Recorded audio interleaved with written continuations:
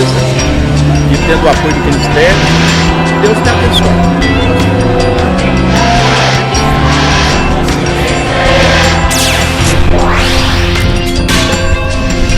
Programa Jesus é o Caminho, um programa feito para a família.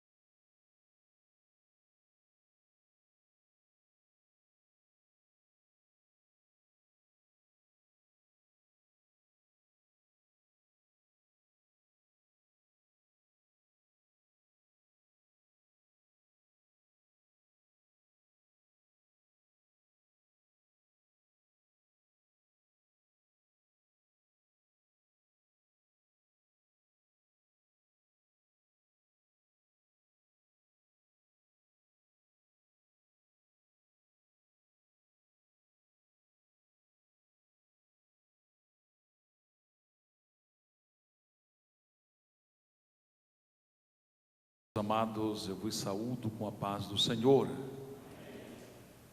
Assim como estão aproveitando 1 Coríntios capítulo 4,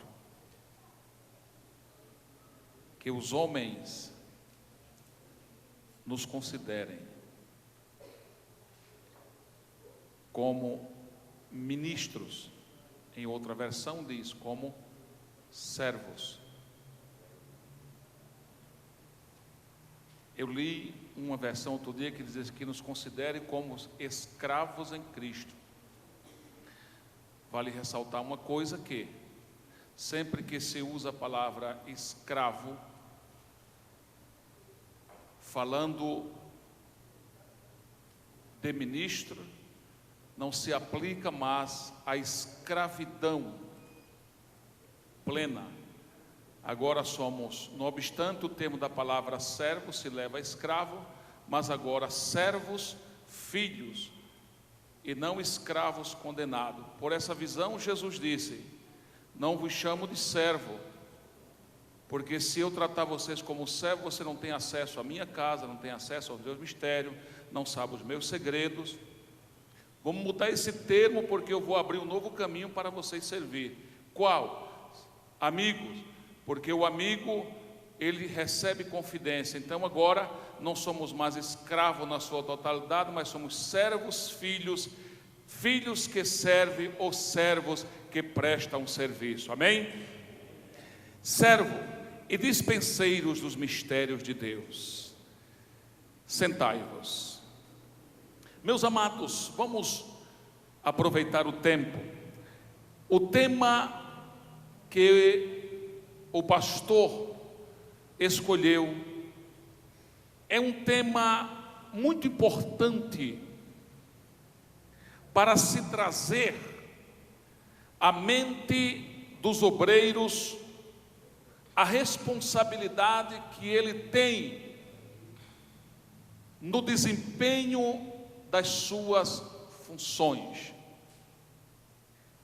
É necessário trazer à mente para que nenhum esqueça dos seus deveres como obreiro, porque as bênçãos ministeriais, elas aparecem dependendo da fidelidade do obreiro no desempenho das suas funções.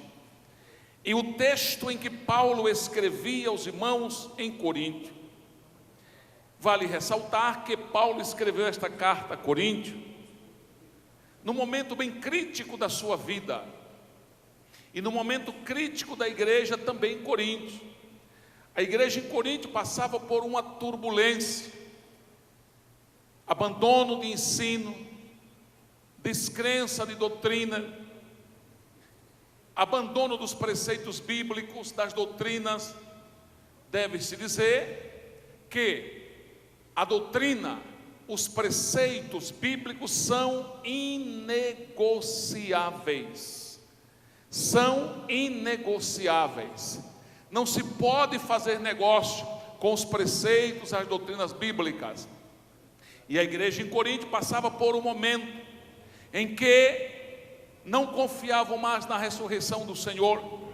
E até no momento de celebrar a ceia, o povo entrou por caminhos que estava depondo contra a sua vida espiritual, ao ponto de um grupo de irmãos sair de Corinto, atravessar o mar e chegar em Éfeso, onde estava Paulo, para pedir ajuda para que a igreja não fracassasse, porque estava entrando em coisas heréticas que podia estragar a sua vida espiritual. Daí a necessidade de Paulo escrever a sua primeira carta aos Coríntios, querendo corrigir alguns distúrbios, alguns desvios bíblicos que eles tinham.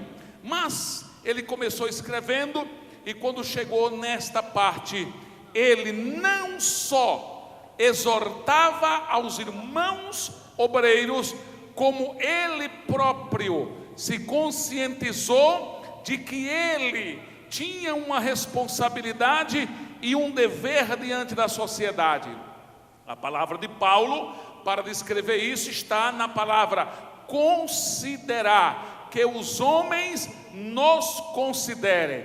É verdade que para que a sociedade considere o pastor da cidade como homem de Deus, um homem de respeito, um homem, um abnegado servo de Deus, um homem, é preciso ele ter uma conduta ilibada, é preciso ele ter uma postura elegante como servo de Deus, para que a sociedade considere o ministro, o servo de Deus, como ministro de Cristo, sua postura, sua conduta, sua vida, seu padrão, seu modo de entrar, de sair, seu viver diário, tem que ser moldado na palavra de Deus, para que eles digam, verdadeiramente, este homem é um ministro de Cristo. Se não houver essa consideração, é porque eles observaram algo que depõe.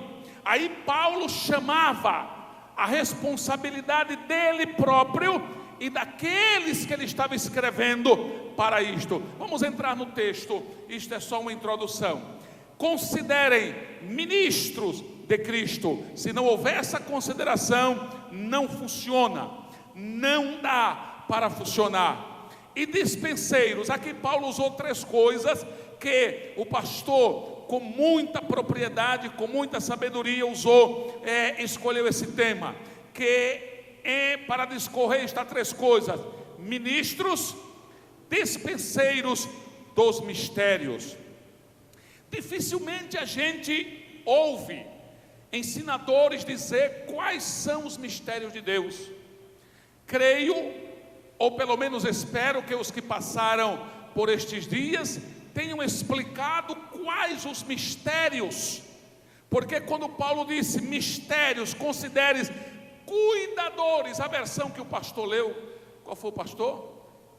A versão NVI disse que os homens nos considerem guardadores, administradores, conservadores, pessoas que têm cuidado, pessoas que têm o poder de administrar os mistérios de Deus. E nós vamos ver nesta noite pelo menos 7 mistérios que Deus tem e que Ele delegou a esse ministro para que ele cuide da igreja.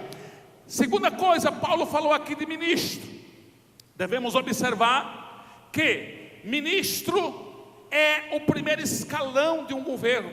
Veja o que Paulo disse no capítulo 1 de 1 Timóteo: dou graças àquele que me fortaleceu, a Cristo Jesus nosso Senhor, que me teve por fiel, chamando-me ao ministério. Tem que ter um valor. Deus não usa alguém que não tem nada. Quando Deus chama, Ele chama porque esta vida tem algo precioso para Ele. Amém? Vamos para frente. Então, ministro é o primeiro escalão de um governo. Segundo, é uma pessoa escolhida dentre os melhores, por ser de alta confiança do Senhor. Deus escolheu o pastor Joel. Por quê? Porque Deus viu nele que era um homem que merecia confiança. Eu vou repetir, Deus viu nele que era um homem que merecia confiança. O obreiro que o Senhor olha, disse: esse me serve, porque se é um cabra desmantelado, desordenado, que não quer nada com Deus, que não quer nada com a igreja, que não quer compromisso com a palavra, não quer compromisso com o rebanho, não quer compromisso com os preceitos bíblicos, Deus não escolhe. Mas quando Deus olha no homem, disse: esse me serve, eu preciso dele para apacentar o meu rebanho. Vamos para frente. Segunda, terceira definição: é uma pessoa escolhida para ocupar uma alta posição. Estou falando de ministro normal. Ser a representação do chefe do Poder Executivo Nacional. Quando o governo é eleito, a primeira atitude do presidente é se reunir com seus homens de confiança para definir os ministros da pasta. São homens de alta confiança, são homens de elevada consideração agora do presidente. Eu quero dar uma palavra para você, meu nobre irmão, meu nobre companheiro. Deus não trabalha com qualquer material. Deus não trabalha com material de péssima qualidade. Se Deus te chamou para a obra, é porque você é o melhor que Ele escolheu entre os melhores. Aleluia! Não se trabalha com pessoas de baixa qualidade, é com o melhor. Foi assim com Daniel. Ele era o melhor. Era mais santo, era mais sábio, era mais entendido, temia mais a Deus, orava mais. Ele era o melhor entre os melhores. Foi assim com José. No mundo perdido no Egito, ele manteve a postura, ele teve a elegância, ele manteve o temor, ele manteve a palavra, ele manteve o respeito, ele manteve a consideração. E Deus disse: é assim que eu quero. Fez dele um governador. O ministro é alguém escolhido dentre os melhores. Aleluia!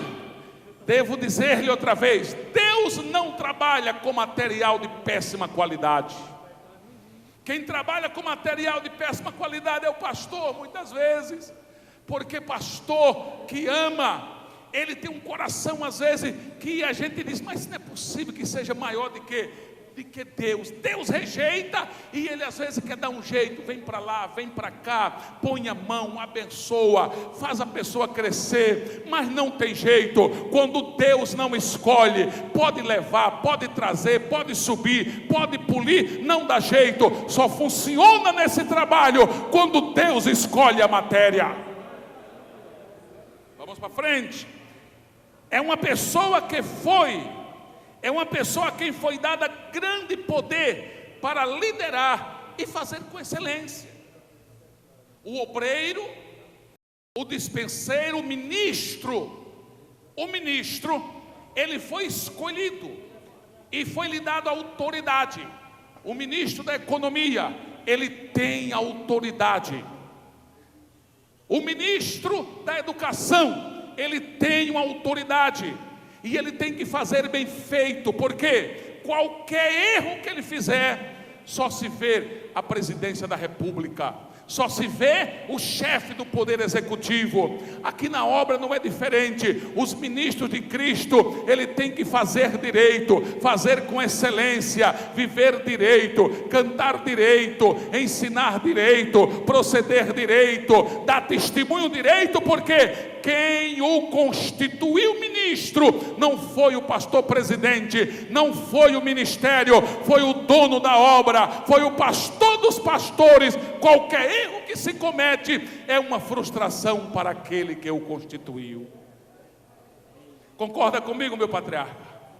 Quando você constitui alguém e essa pessoa frustra a confiança, a pessoa que constituiu se entristece.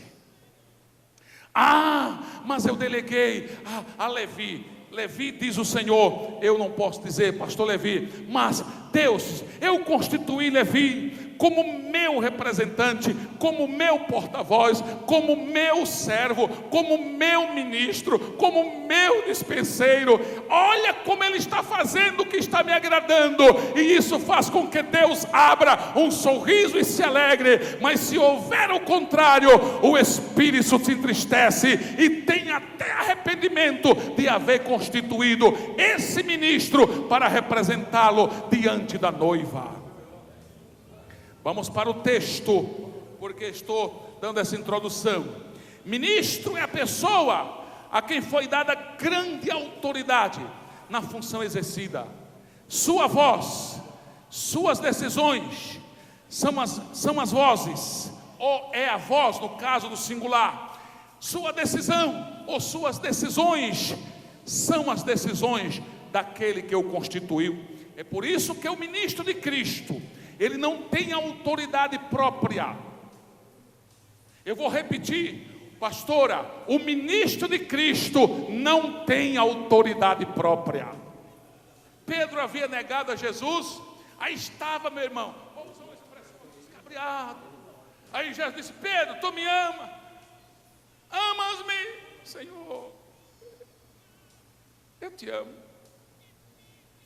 Então, apesar do que tu fez, apacenta as minhas ovelhas. Segunda vez: Pedro, tu me ama? Senhor, tu sabe que eu te amo. Apesar do que tu fez, apacenta as minhas ovelhas. Terceira vez: Pedro, tu me ama? Senhor, tu sabe que eu te amo. Apacenta as minhas ovelhas. Quando nós vamos observar a exegese do texto, observamos algo ali, que naquele momento, observe que lá no capítulo 16 do Evangelho segundo escreveu São Mateus, Jesus entregou a Pedro a chave do reino. Eis que te dou a chave, Pedro. Foi através de Pedro que começou o avivamento. Foi através de Pedro que multidões de almas começaram a ser salvos. Foi através de Pedro que milagre de livramento começou quando ele estava preso. Foi através de Pedro que Deus começou a mandar anjo para abrir porta. Foi através de Pedro que o povo começou a crer mais no lugar onde ele passava. Por através de Pedro, do ministério, que houve grande avivamento. Mas lá na frente, Jesus disse: Pedro, tu me amas? Tu sabes que eu te amo. Aí a exegese leva-nos a nos entender que Jesus disse: então, eu te dou o cajado para que tu apacente as minhas ovelhas. O cajado do ministro não é dele, é de Jesus para cuidar da igreja. Pastor Joel, que é de gente aí querendo apacentar com o rebanho com o cajado dele. Aí bate na ovelha, a ovelha sangra, a ovelha sai mancando, a ovelha que não é bichinho de gritar, mas sai gritando, e o cacete come. É cajado do homem que quer apacentar com o seu cajado. Mas quem tem consciência que ele é ministro de Cristo, e Cristo o constituiu, ele apacenta com o cajado que Jesus entregou. Aleluia, glória seja dada ao nome do Senhor. Vamos para o texto. Ministro de Cristo. Analisei a palavra ministro apenas como escolhido para compor o primeiro escalão de um governo. Agora vem ministro eclesiástico, agora vem ministro de Cristo. Observe o que diz a palavra. É uma pessoa chamada pelo Senhor para exercer função de liderança em sua obra. E entre as atividades do ministro de Cristo estão promover o bem-estar do rebanho. Diga comigo, promover. Estamos em escola bíblica, diga promover o bem-estar do rebanho. É função do ministro procurar tudo para que a igreja, o rebanho, estejam bem seguros, bem protegidos, bem alimentados, bem guardados. Aleluia mesmo. É função do ministro ter essa preocupação. Porque ser ministro de Cristo não é ser um profissional. Ser obreiro do Evangelho não é ser um profissional. Deus não entrega o rebanho para profissionais cuidar. Deus entrega o rebanho para aquele que Ele constitui e lhe entrega o cajado do pastoreio.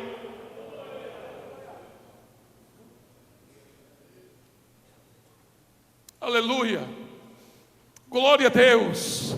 Quem é o obreiro do Senhor aqui? Obreiro, só os obreiros do Senhor. Aleluia.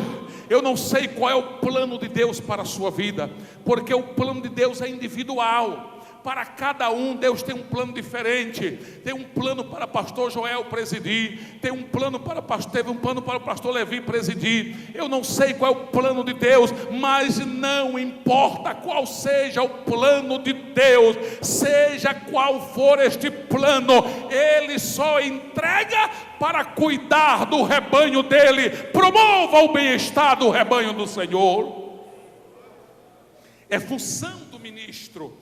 Caso contrário, não é mais os homens que vai desconsiderar, é o próprio Deus que não considera. Segundo, o ministro de Cristo deve defendê-la, ou defender o rebanho, de todos os males e dados do maligno.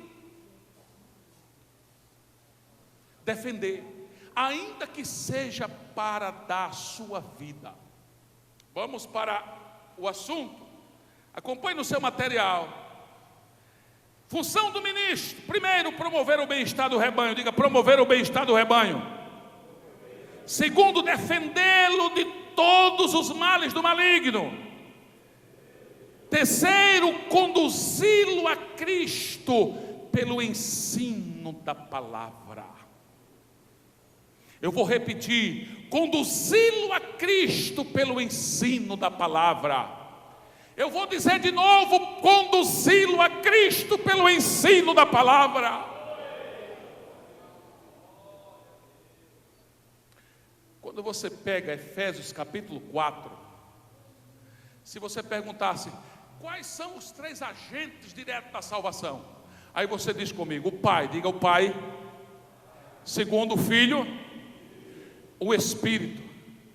Mas eu encontro 5 pessoas importante que estão ligados direto para a salvação do homem: o Pai, o Filho, o Espírito, a palavra e o obreiro. Veja o que Paulo disse. Ele mesmo deu uns para apóstolo, deu outros para profetas, deu outros para evangelistas, e outros ele deu para pastores, e outros para mestres. Paulo estava preso em Roma quando escreveu essas palavras, como se alguém lá na prisão dissesse: mas Paulo, para que ele deu esses camaradas aí? Aí Paulo na frente no versículo 12: querendo o aperfeiçoamento dos santos.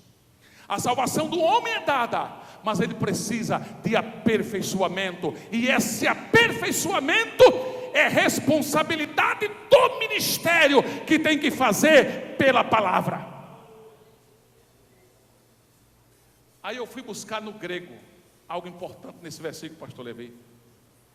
Quando Paulo disse querendo o aperfeiçoamento, aí o grego chama essa palavra querer de cartatismo. Cartatismo. O que quer dizer cartatismo da palavra, da definição do grego?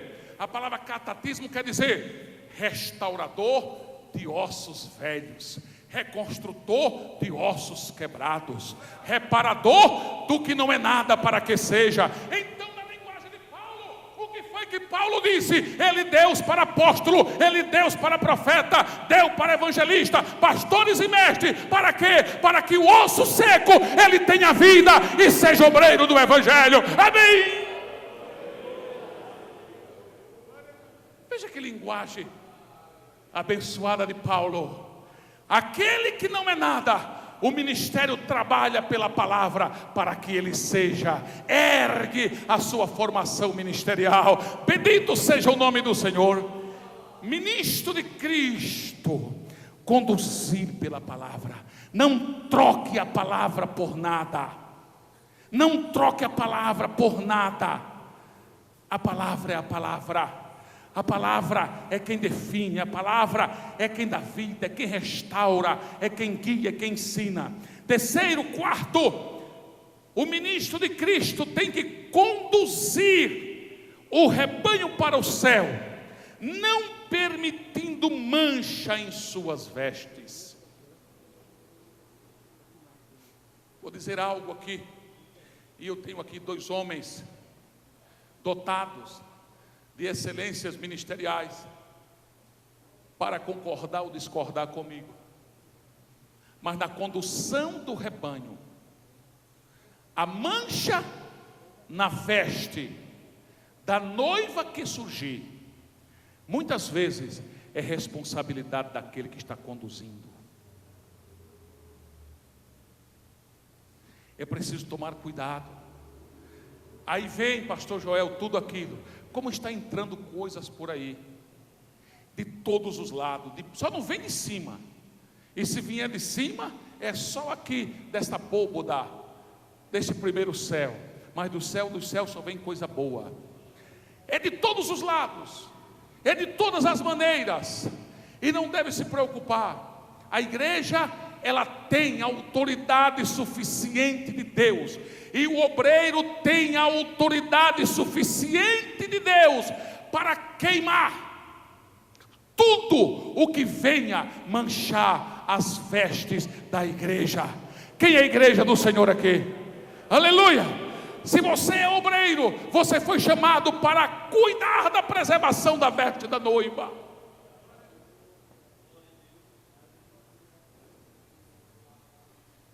Aleluia!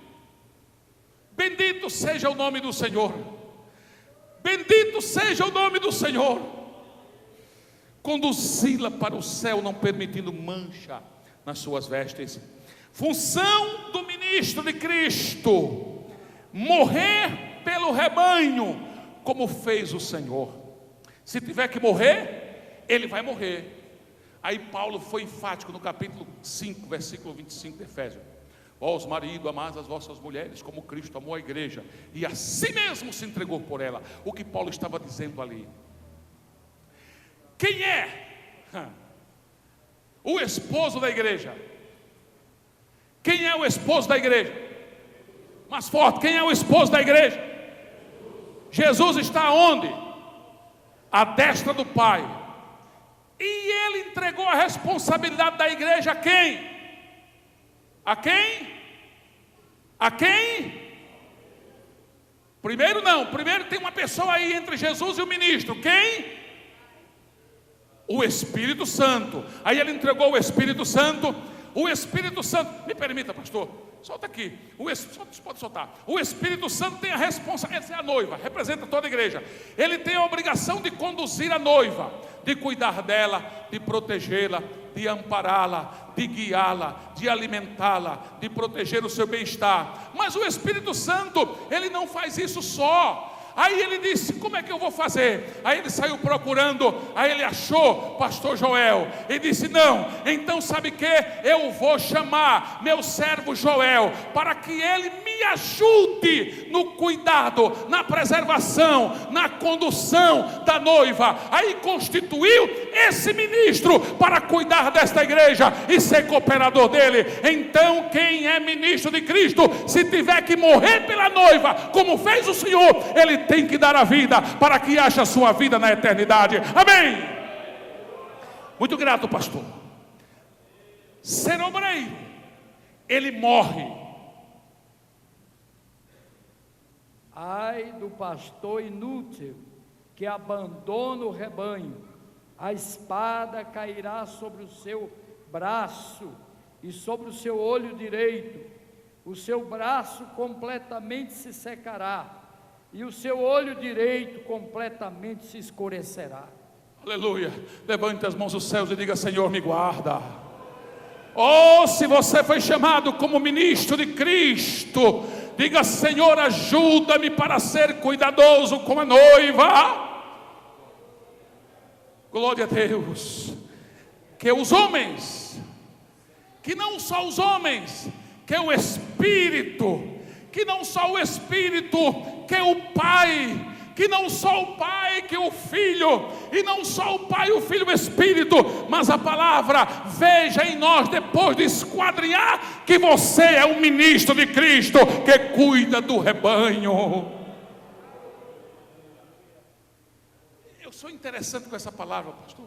Eu conheço um pregador no Brasil que faz, eu me amarro nessa palavra. O pastor Messias gosta muito disso, eu me amarro nessa palavra. Eu vou usar a palavra dele, eu me amarro na Bíblia. É o único livro que quando você lê, você está lendo a Bíblia e a Bíblia está lendo você. Veja que coisa interessante. Quando você abre a Bíblia para ler, a Bíblia começa a ler você.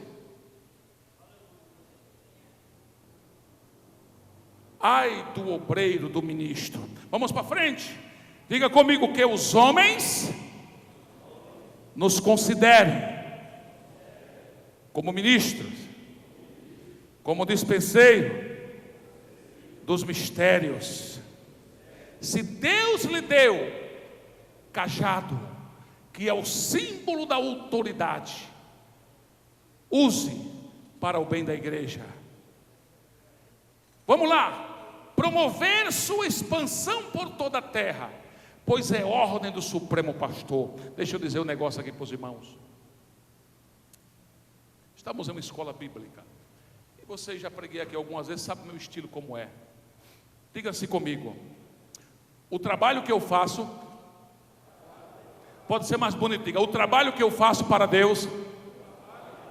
Vamos fazer mais bonito, diga: o trabalho que eu faço para Deus é para a eternidade. Portanto, eu devo eternizar o meu trabalho. Você está trabalhando para a eternidade. Eternize o seu trabalho. Não deixe que apaguem-se as marcas do que você fez. Quando se faz na direção de Deus, quando se faz moldado na palavra, quando se faz edificando a noiva e glorificando o noivo, a marca fica. Ainda que alguém queira apagar, não apaga. Glória a Deus, porque as marcas de um ministro são marcas eternas. Glória a Jesus. Bendito seja o nome do Senhor. Expandir. A igreja cresce. Tem 3 agentes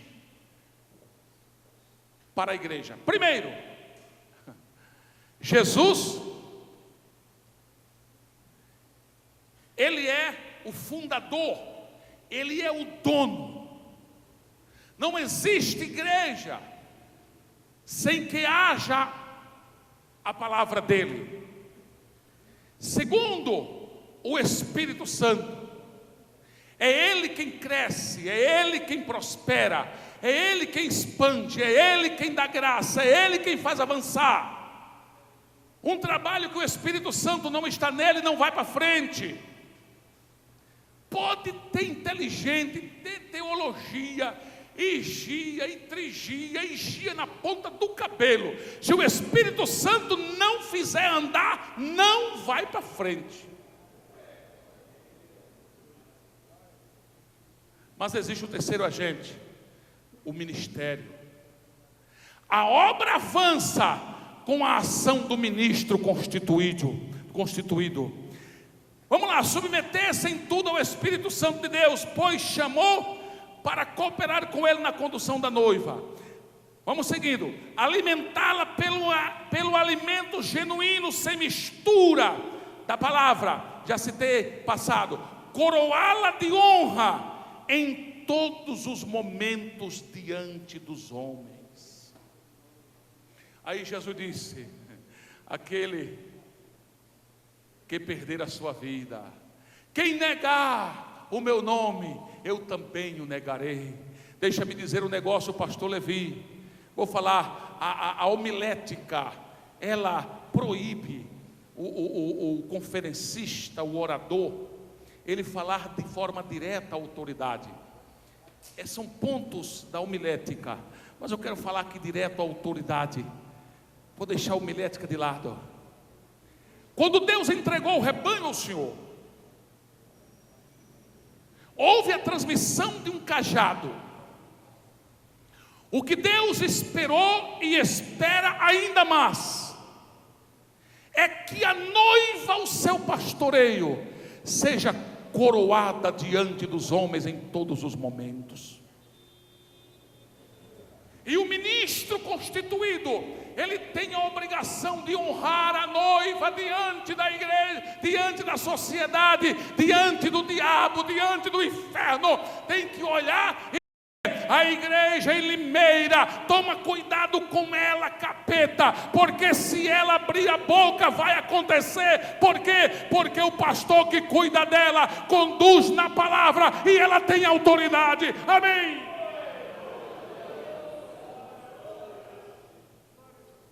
O governo municipal, o governo estadual olha para a igreja e vê ela com honra, e quando essa honra existe, está pautado na postura daquele que a conduz. Vamos voltar para aqui. Eu estou fazendo isso aqui correndo, irmão, porque misericórdia. Vamos lá. Os ministros eclesiásticos são servos filhos. Diga comigo, servos filhos. Mais forte, diga servos filhos. E filhos servos. E por isso não tem autoridade emanada de si mesmo. Assim jamais deve ser colocado num pedestal e sentir-se como capitão da embarcação. Aqui, quem manda é o dono da obra. Ele, quando constitui o ministro, ele constitui para exercer a autoridade no rebanho, na direção dele, porque o cajado é dele. Amém. Ele não tem autoridade que emana de si mesmo. Por isso ele não pode sentir-se no pedestal, nem o capitão, nem o dono da embarcação. Ele é um remador de galé. Ele está no comando, mas a direção do vento é do general dos exércitos. Aleluia. Ele pode ter a mão no volante, mas se Deus quiser soprar para lá, ele sopra. Se quiser soprar para cá, ele sopra. Se quiser que a embarcação volte, ela volta. Ele faz o que quer, porque ainda que esteja com a mão no volante, quem domina os ventos e acalma a tempestade é o dono dos céus e da terra. Agora vamos para dispenseiro.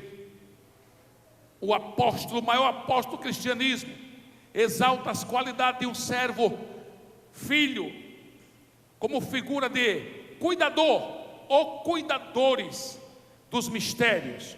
O grego define como oikomonos, que vem do termo mordomo. Com essa expressão ele levou os servos de servo para uma grande responsabilidade.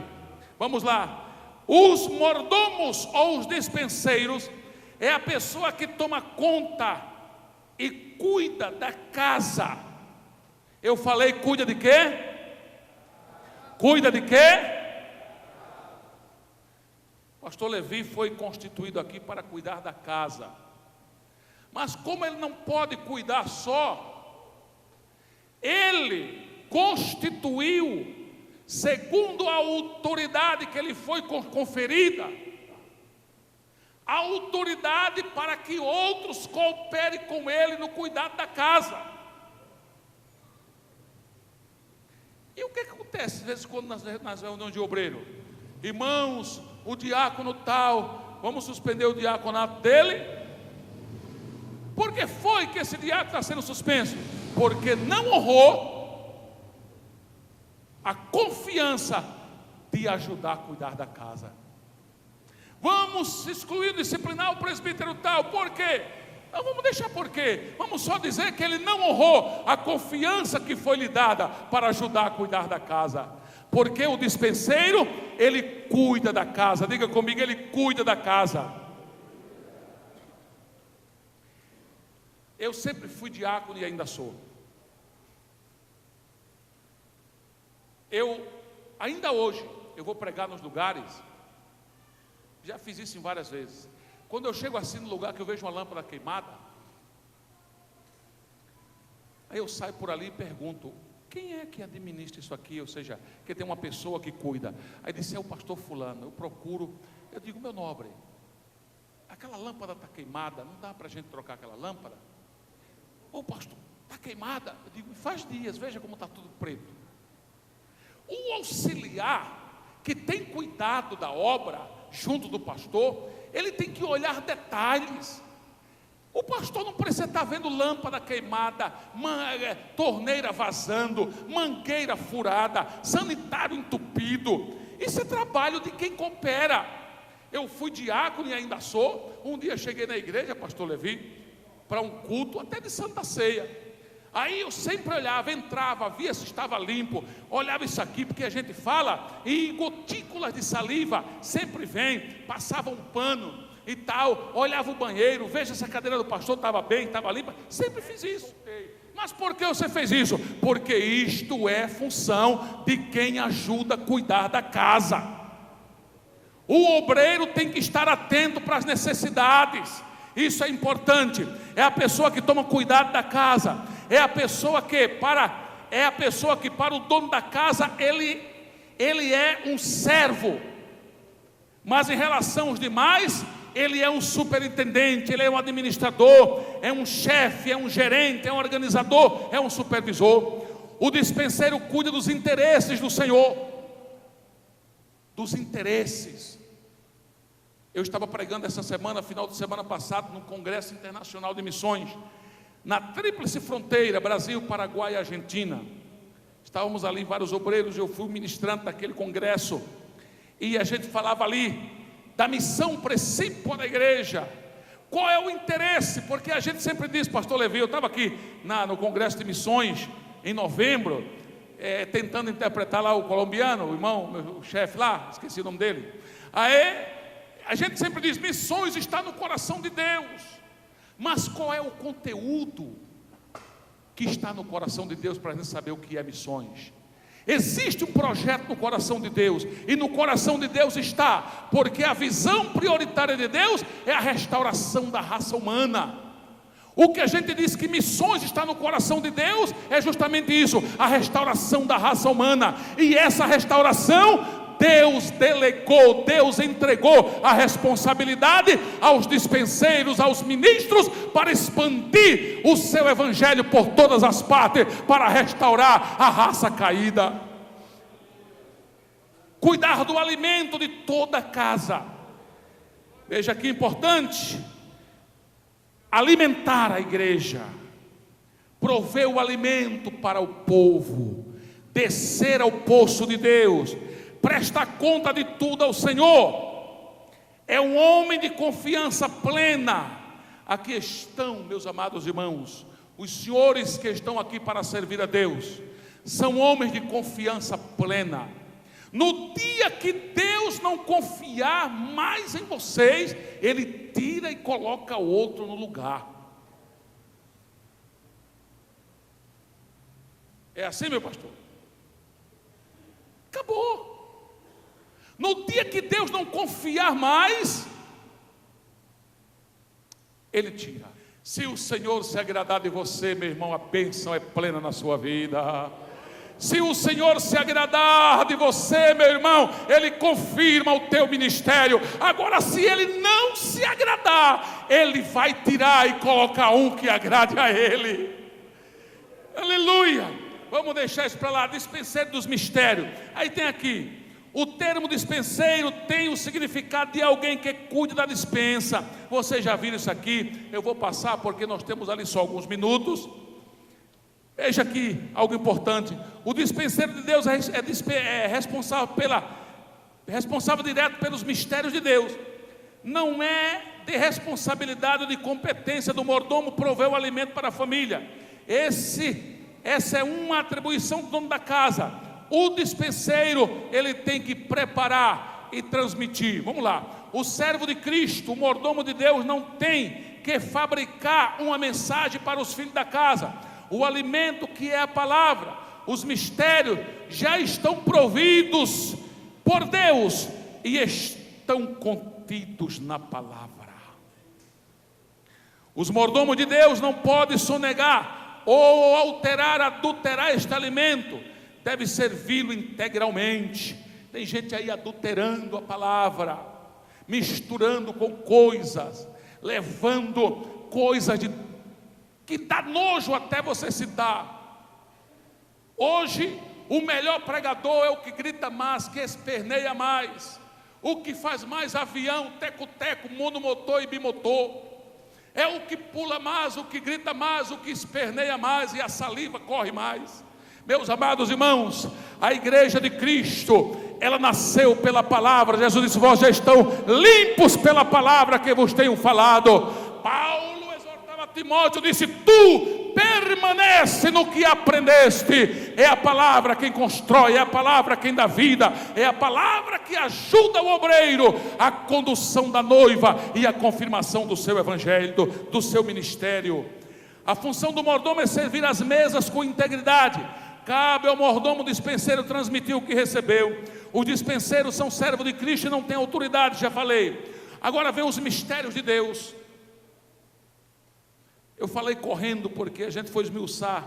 Mistério em geral é algo secreto, escondido, que significa causa oculta ao fenômeno que ocorre, e não tem conhecimento de onde vem, de onde procede.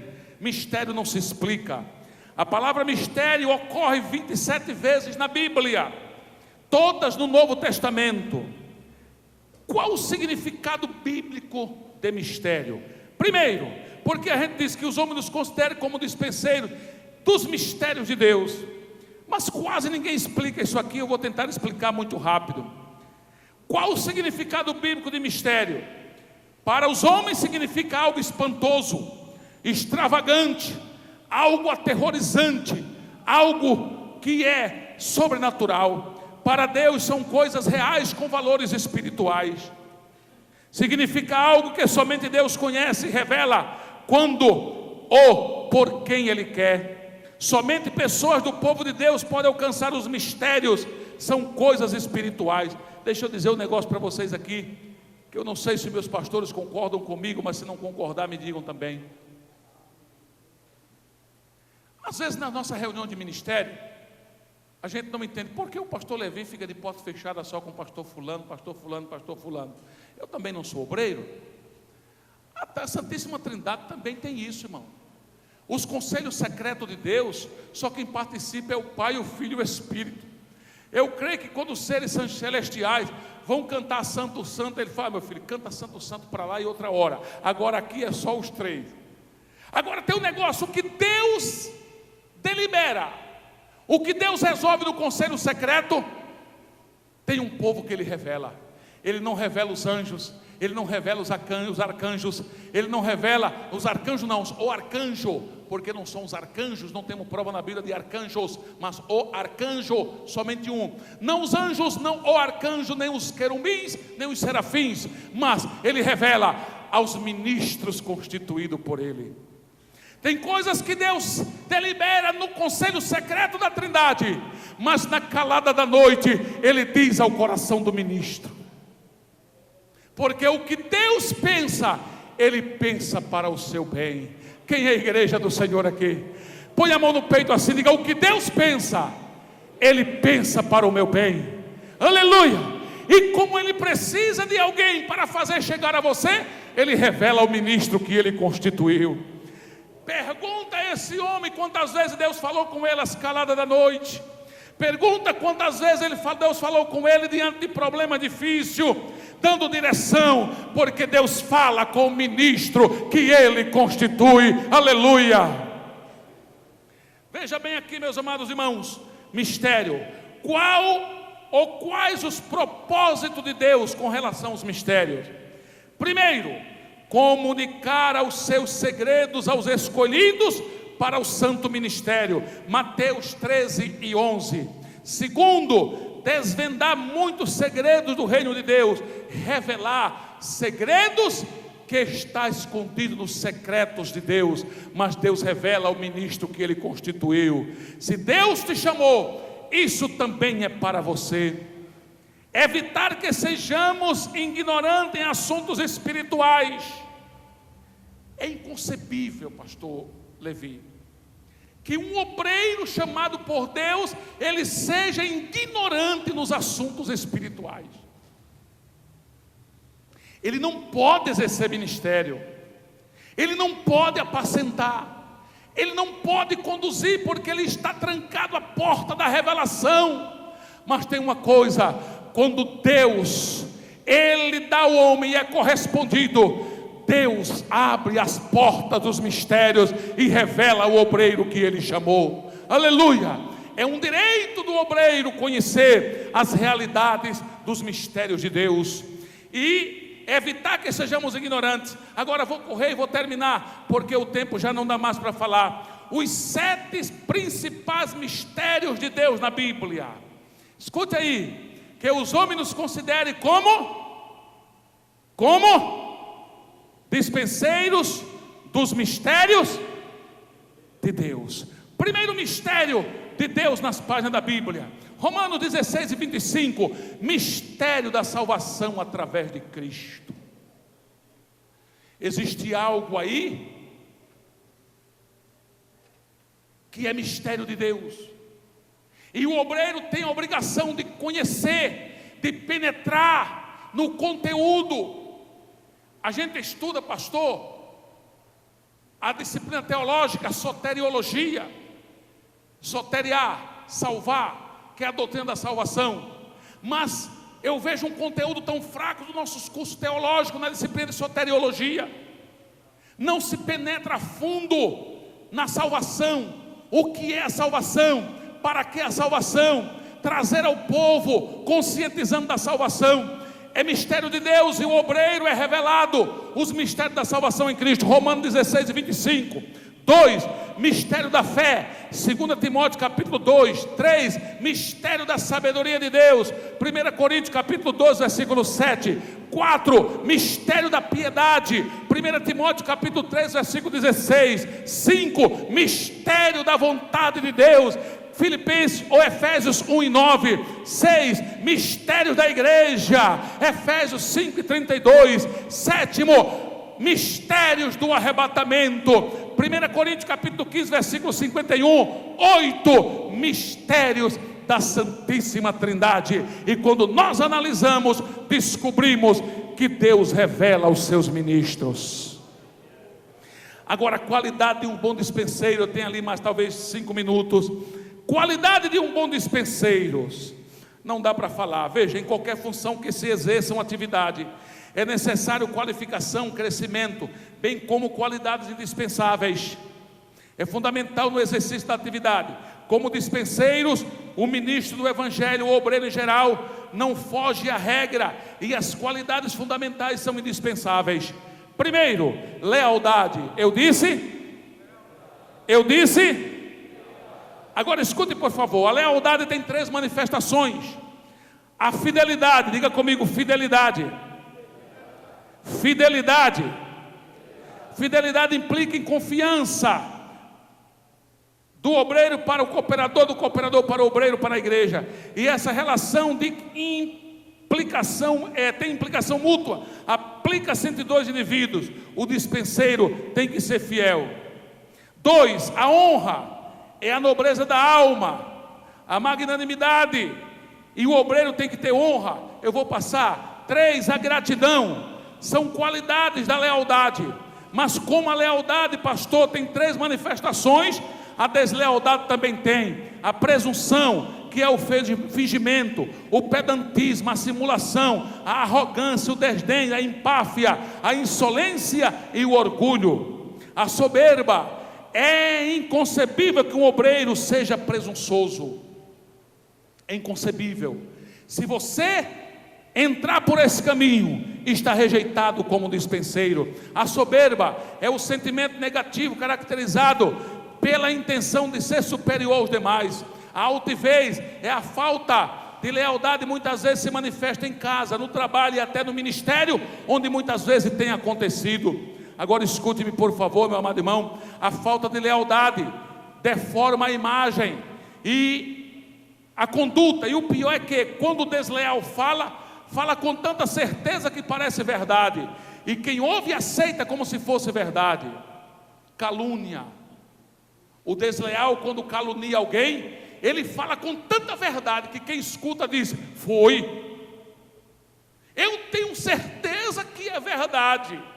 E quando estrago tem causado, se alguém entrar por esse caminho, está desqualificado.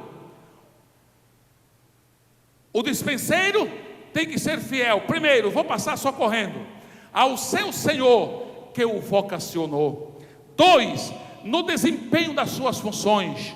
Não perca tempo, meu irmão. Não perca tempo. Eu defendo. Trabalhei com um pastor que eu dizia sempre a ele: pastor, tire pelo menos um período de férias, descanse, vá para um lugar, desligue o celular, pegue a sua família, suma daqui. O senhor vai morrer, isso aqui vai ficar para outro. Eu até brincava com ele: o senhor morre amanhã, eu tomo posse. Eu era muito confiante, muito amigo dele, ele ria. Cuide-se, pastor, cuide-se. Sabe o que? Meu filho, a igreja foi me entregue para cuidar, e eu não posso fazer isso. Se o senhor morrer, quem cuida? Sabe o que? Está doente, acabado, morrendo, e na frente da igreja sem produzir mais como produzia. Isso é um erro que o obreiro comete. Mas tem algo que eu vou dizer: o obreiro que está no desempenho das suas funções, ele não pode perder tempo.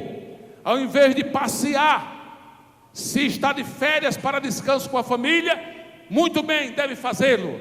Mas de dia, caminhar em lojas, em shopping, para lá e para cá, ao invés de buscar o alimento para a igreja, ou visitar alguém que está necessitado. Se está no desempenho da obra, tem que cuidar da obra, porque quem cuida da obra, Deus cuida dele. Amém.